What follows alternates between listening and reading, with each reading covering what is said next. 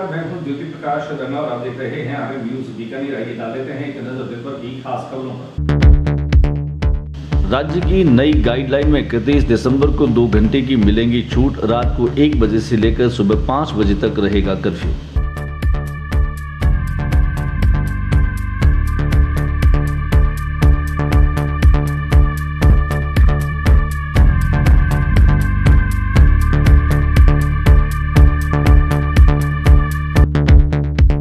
बीकानेर जिले की लूणगंज विधानसभा क्षेत्र में सड़कों की खस्ता हालत को लेकर विधायक सुमित गोदारा के नेतृत्व में पीडब्ल्यूडी पर ग्रामीणों ने दिया धरना।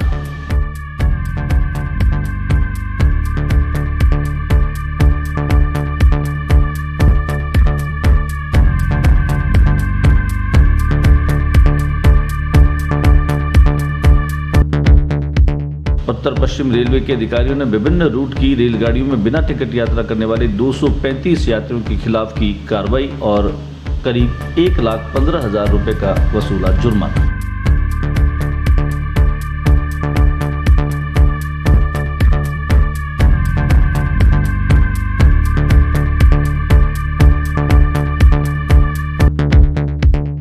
पूर्व जिला प्रमुख और सभापति रहे भवानी शंकर शर्मा की चतुर्थ पुण्यतिथि के अवसर पर स्मृति संस्थान द्वारा गंगा जुबली पिंजरा प्रो लक्ष्मीनाथ मंदिर परिसर में गायों को गुड़ खिलाकर दी श्रद्धांजलि।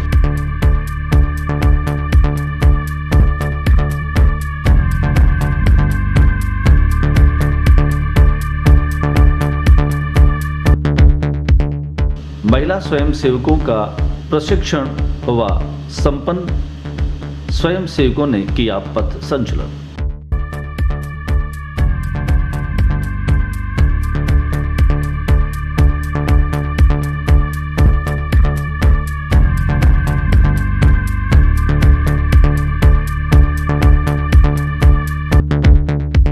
बीकानेर नगर निगम की लापरवाही का एक और नजारा। कोटगेट पर बहा गंदा पानी।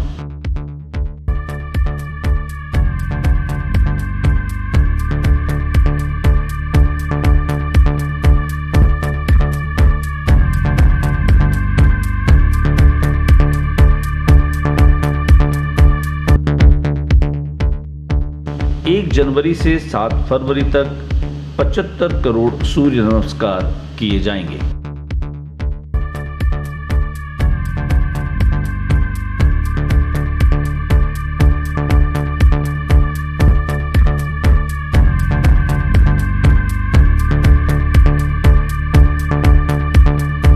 और अब खबर विस्तार से। बीकानेर शहर नहीं पूरे देश में कोरोना का ग्राफ लगातार बढ़ता जा रहा है। ओमिक्रॉन के मामले भी लगातार बढ़ रहे हैं। जिस तेजी के साथ में ओमिक्रॉन बढ़ रहा है, इस समय अब तीसरी लहर की आशंका लोगों को देखने लगी है।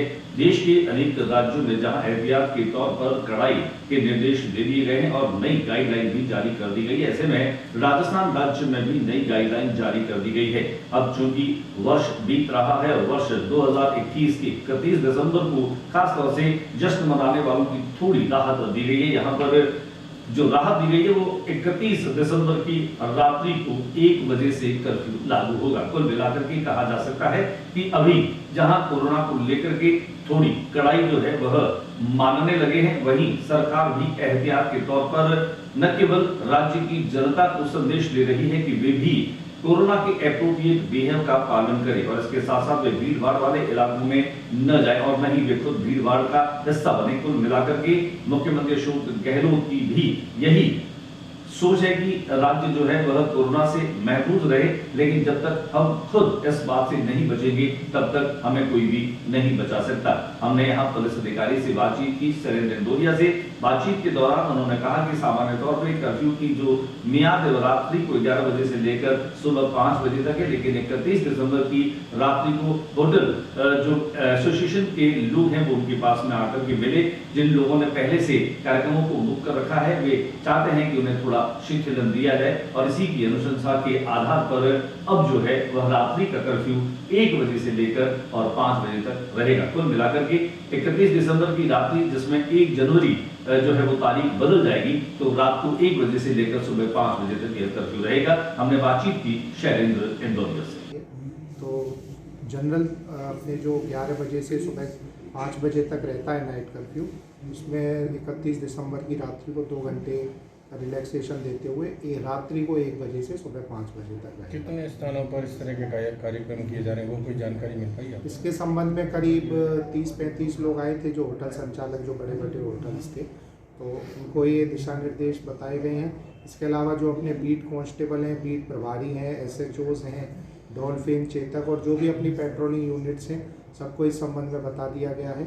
और इस संबंध में कोई भी सूचना मिलती है जहाँ इस तरह की ज़्यादा गैदरिंग होती है, मानक जो इस तरह उससे, तो उचित कानूनी कार्रवाई अमल में लाई जाएगी। जो पूर्व संध्या है उस पर जो भी कार्यक्रम आयोजित होंगे उसके संबंध में अपने जो SHOs हैं, COs हैं, सबको दिशा निर्देश दिए गए हैं। पूरे शहर में जो संवेदनशील क्षेत्र हैं वहाँ पे करीब ऐसे 40 क्षेत्रों पर वहाँ पर फिक्स पिकेट लगाई जाएगी, वहाँ पर पुलिस जाब्ता तैनात रहेगा। इसके अलावा अपने जो शहर के जो 5 अपने बड़े जो आउटसाइड एरिया हैं वहाँ पे अपने 5 जगहों पे नाके लगाए जाएंगे। इसके अलावा MV एक्ट के संबंध में जो भी इसका उल्लंघन करता है, चाहे शराब पीकर वाहन चलाना, चाहे बिना हेलमेट के चलाना, चाहे 3 सवारी चलाना, तो उसके संबंध में स्ट्रिक्टली इन्फोर्समेंट किया जाएगा।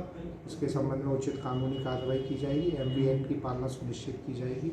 इसके अलावा आज सुबह अपने होटल संचालकों के साथ मीटिंग ली गई, जिसमें कोरोना प्रोटोकॉल से संबंधित जो दिशा निर्देश हैं उनके संबंध में उनको बताया गया और उनसे यही उम्मीद की गई और उनको स्ट्रिक्टली यही बताया है कि अपने जो भी सरकार की मंशा है, जो भी अपने प्रोटोकॉल से संबंधित बातें, उनका वो पूरी तरह से पालना करें।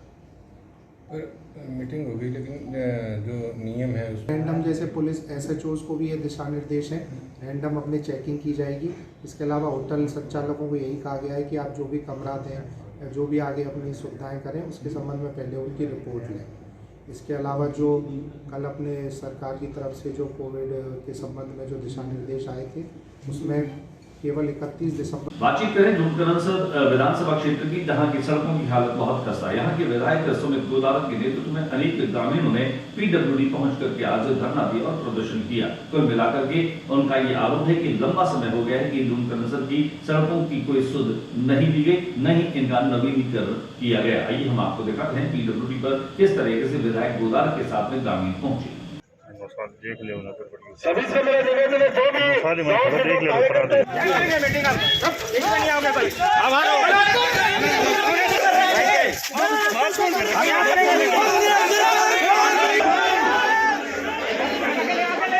हमने यहाँ पर विधायक सुमित गोदारा से की विशेष बातचीत। तो ये बात छोटी लगती है, पर जो 25 गांव उस क्षेत्र में है, जिसमें छत्तरगढ़ तहसील के भी लोग हैं, जो खाजोड़ा विधानसभा क्षेत्र में आता है, उन लोगों के लिए बहुत बड़ी समस्या है। यदि आपके घर के आगे खड्डा होता है तो आपके लिए समस्या है, इसी तरह उन क्षेत्रवासियों के लिए इतनी बड़ी समस्या है कि आप देखिए उस सड़क का नाम इन्होंने जापा सड़क रखा।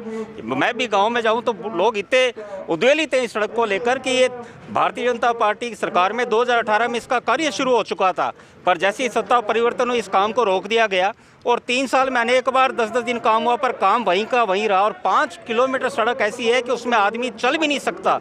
और ये सबसे महत्वपूर्ण सड़क है, आप ये स्टेट हाईवे SH है 6 से, ये आप छोटी सड़क नहीं, SH है स्टेट हाईवे, उसका ये हाल है इस सरकार में, किसको दोषी देंगे? और कहीं भी इनकी रुचि नहीं। आप देखिए 3 साल में सार्वजनिक निर्माण विभाग का ग्रामीण क्षेत्र में कहीं कोई काम की रुचि नहीं। हमारे लूणकंसर में एक विकास पथ जो इस सरकार ने स्वीकृत किया, हमारी अनुशंसा पर कार्य हुआ, 90% काम पूरा हुआ, 10% पिछले 1 साल से रुका हुआ, उस काम को पूरा नहीं किया।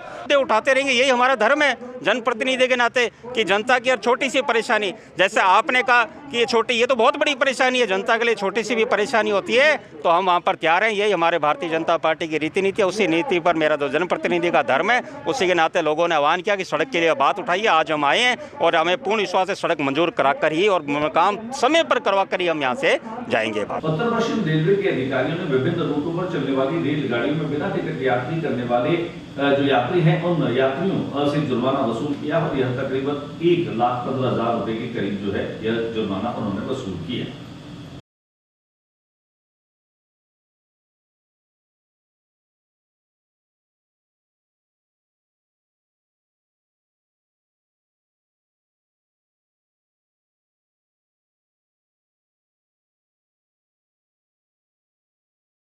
पूर्व सभापति रहे और जिला प्रमुख रहे स्वर्गीय भवानी शंकर शर्मा की चतुर्थ पुण्यतिथि के मौके पर लक्ष्मीनाथ मंदिर के पास में स्थित गंगा जुबली जो गौशाला है वहां पर गायों को गुड़ खिलाया गया, चारा खिलाया गया और पानी पिलाया गया और उन्हें श्रद्धांजलि दी गई। इस मौके पर एक श्रद्धांजलि सभा का कार्यक्रम भी रखा गया, जिनमें इसके संयोजक राजेंद्र राजा ने कहा कि स्वर्गीय भवानी शंकर जो शर्मा हैं वे एक राजनीतिक व्यक्तित्व थे और राजनीतिक व्यक्तित्व होने के साथ साथ उन्होंने राजनीतिक मूल्यों की सूचना को कायम रखा। इस मौके पर राजनीतिक क्षेत्र से जुड़ी अनेक हस्तियां भी उन्हें श्रद्धांजलि देने के लिए पहुंची थी। हम आपको स्वर्गीय भवानी शंकर शर्मा की श्रद्धांजलि सभा के कुछ संपादित अंश।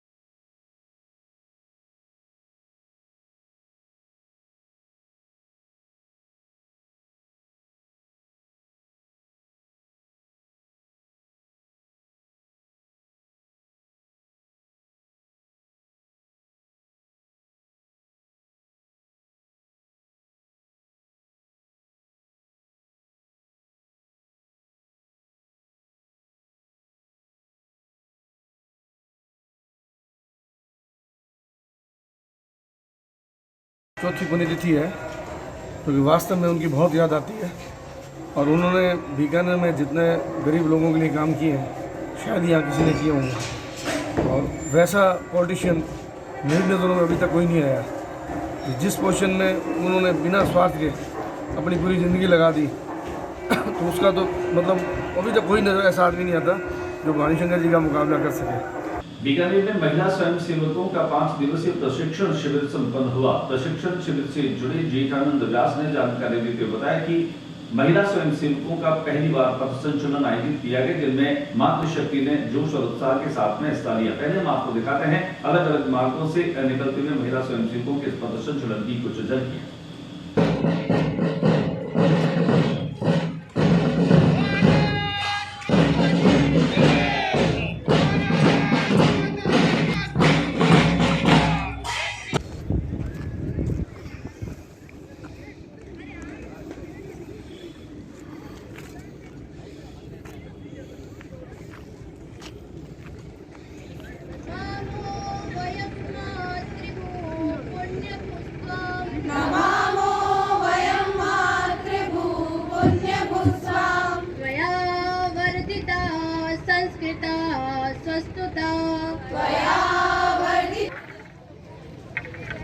शिक्षिकाएं सम्यक करवाएंगी सभी।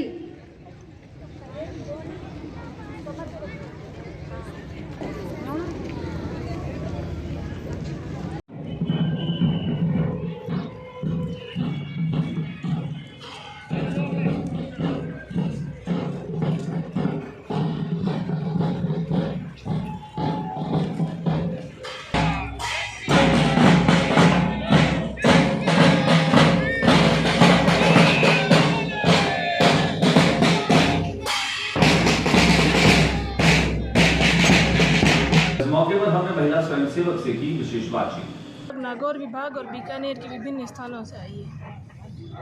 आज संचलन किया गया है, पहली बार बीकानेर के इतिहास में बहनों का पथ संचलन राष्ट्रीय सेविका समिति की तरफ से पहली बार हुआ है। कितने उन्होंने भाग लिया है? हमारे पथ संचलन में 204 शिक्षार्थी और अन्य प्रबंधक प्रबंधिकाएं समेत 250 बहनों ने भाग लिया। क्या संदेश देना चाहते हैं पथ संचलन करके आप? इस संचलन के द्वारा हम राष्ट्र के लिए एकता का संदेश देना चाहते हैं। साथ ही हम चाहते हैं कि बहनें सक्षम बने, समर्थ बने और अपने फैसले स्वयं लेने के लिए स्वावलंबी बने। बीकानेर के अलावा कहाँ? नागौर विभाग से हैं और गंगानगर विभाग से हैं। नाम बताएं। और बीकानेर की भी बहनें, बीकानेर में देशनोक से, बज्जू से, डूंगरगढ़ से, नोखा से सभी। वहीं इसके संयोजक जेठानंद व्यास से भी हमारे प्रतिनिधि ने की विशेष बात। ये राष्ट्रीय सेविका समिति संघ की एक विंग है और इसका प्रशिक्षण वर्ग चल रहा है 7 दिन से। आज इनका पथ संचलन जो है रखा गया है वो बीकानेर के विभिन्न मार्गों से यहाँ से रवाना होगा कोर्ट स्कूल के मैदान से और ये जेल रोड होते हुए, कोर्ट गेट होते हुए और स्टेशन रोड से फिर ये चौपड़ा कटले में जाके समापन होगा। ये खबरों का सिलसिला जारी रहेगा। फिलहाल वक्त एक छोटे से ब्रेक।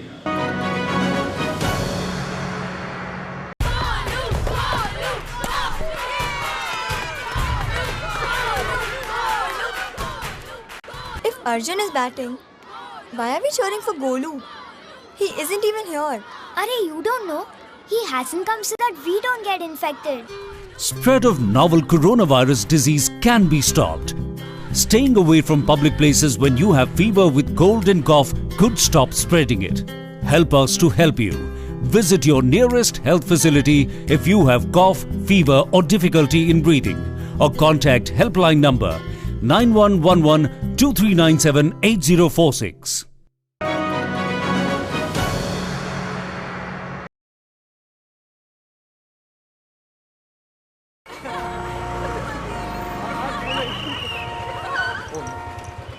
बैठिए मैडम बैठिए। अरे देखो इनको, इनकी नाक देखो, बिल्कुल अपने पिताजी से मिलती है। देखो इसकी आंखें देखो।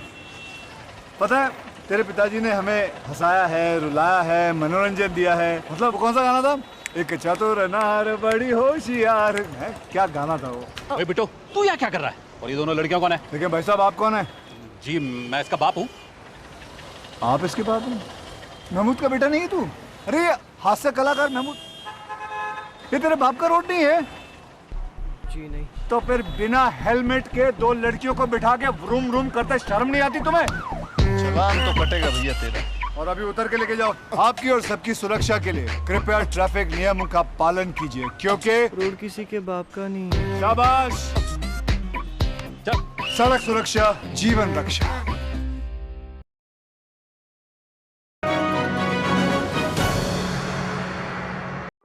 कोरोना के लक्षण क्या हैं?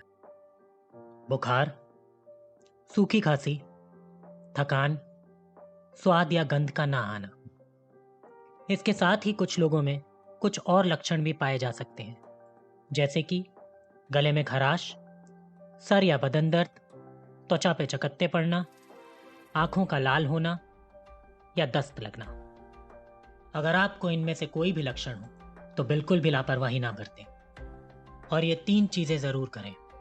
बीमारी से परिवार वालों को बचाने के लिए थोड़ी दूरी बनाकर रखें, कोरोना की जांच कराएं और डॉक्टर की सलाह लें। सफाई भी, दवाई भी, कड़ाई भी, जीतेंगे कोरोना से लड़ाई भी।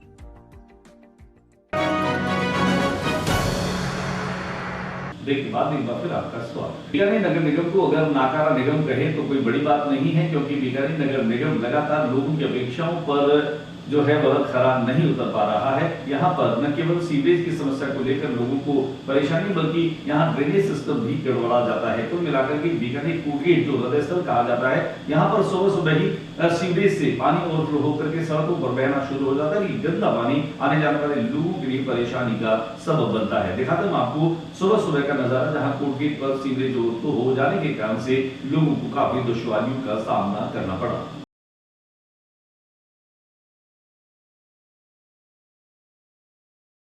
भारतीय जनता पार्टी के प्रदेशाध्यक्ष की अनुशंसा पर पांडे को किसान मोर्चा के जूनागढ़ मंडल का अध्यक्ष मनोनीत किया गया। आने वाले साल में खासतौर से आजादी के अमृत महोत्सव के चलते 75 करोड़ बार जो है वो सूर्य नमस्कार जो है वो आयोजित किया जाएगा। आयोजन से जुड़े हुए हितेंद्र माल और भुवनेश पुरोहित ने जानकारी दी और साथ ही साथ उन्होंने आज शिक्षा निदेशक कानाराम से मिलकर के और विद्यालयों में सूर्य नमस्कार के लिए विद्यार्थियों को पाबंद करने की बात की। साथ ही साथ उन्होंने जिला शिक्षा अधिकारी माध्यमिक शिक्षा सुरेंद्र सिंह भाटी से भी मुलाकात की। कुल मिलाकर के हितेंद्र मालू, श्रवण पुरोहित और भुवनेश पुरोहित ने मिलकर के आने वाले वर्ष में एक साथ 75 करोड़ सूर्य नमस्कार जो है वह उसकी आवृत्ति की जाए। इसके लिए विद्यालयों में विद्यार्थी जो पढ़ रहे हैं वह खासतौर से इसमें शामिल हो, इसका हिस्सा बने, तब ये आजादी के अमृत महोत्सव में एक इतिहास कायम करने वाली बात होगी। दिखाते हैं आपको कुछ।